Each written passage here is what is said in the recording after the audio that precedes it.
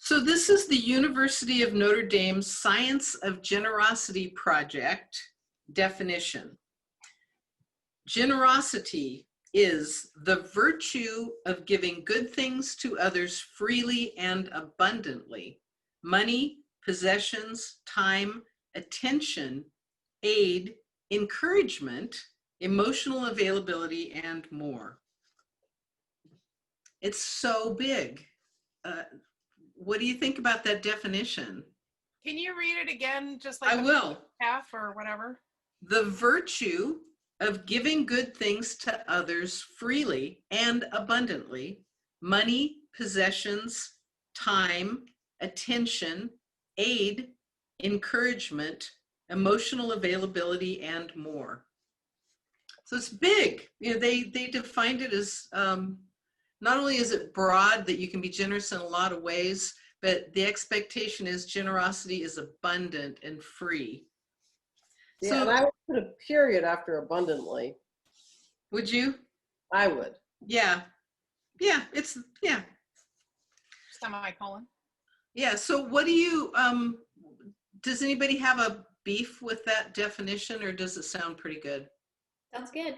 For now. I do want to kind of look up the root words, though. Now that you have brought that up, I want to see what the root words are. Okay, so does anybody know anything about the science? I had heard a little bit before I started working on this. Does anybody want to share something they've heard about the science of generosity? Not heard of that. Not heard of it. Well, you'd be surprised. There's so many articles, published articles about the science of generosity that they've made a book out of it. It's just a huge area of research, and it's a huge area of research because nonprofits depend on generosity. So they're always trying to figure out what makes people generous. So they've done most of the research. They've funded most of the research. So American Heart Association, those folks. So we have them to thank.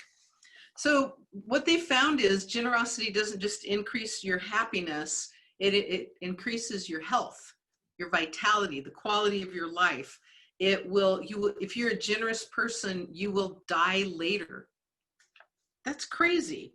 It increases your self-esteem, it decreases job burnout, and in romantic relationships, it leads to more contentment and longer lasting relationships. So it's kind of worth doing something.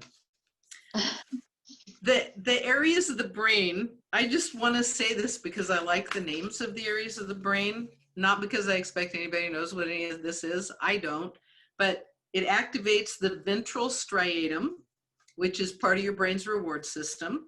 It gives you a feeling of satisfaction. It's linked to activity in the temporal and parietal lobes. And the researchers in Switzerland looked at, are these things all working together? Are those areas of the brain all activated? So they gave people a task in an fMRI machine to think of someone that they were going to give like $5 to, not a big amount. And what they found was all those areas were just clicking together. They were all communicating back and forth.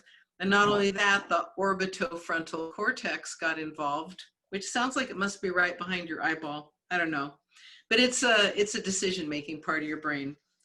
So one of the things they found was it didn't matter how generous people were.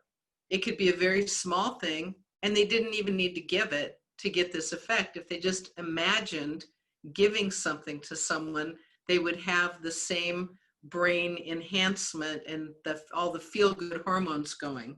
So that's pretty cool. That's a little diabolical. We can You think it's diabolical?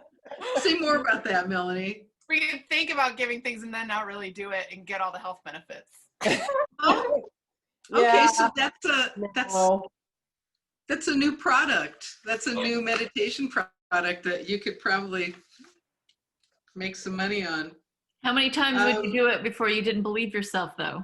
Wow. I don't know. Let's somebody try that. It's cool. So this other person, you may have heard of her, Elizabeth Dunn. She did a TED Talk on generosity, and then she turned it into a book, which apparently is what we all have to do these days. Not 15 minutes of fame, 15 minutes of TED, and a book. So she found that in order to match the happiness benefits of generosity, you would have to make twice as much money to get the same happiness raise. Isn't that cool? So you don't even have to make twice as much money, just be more generous.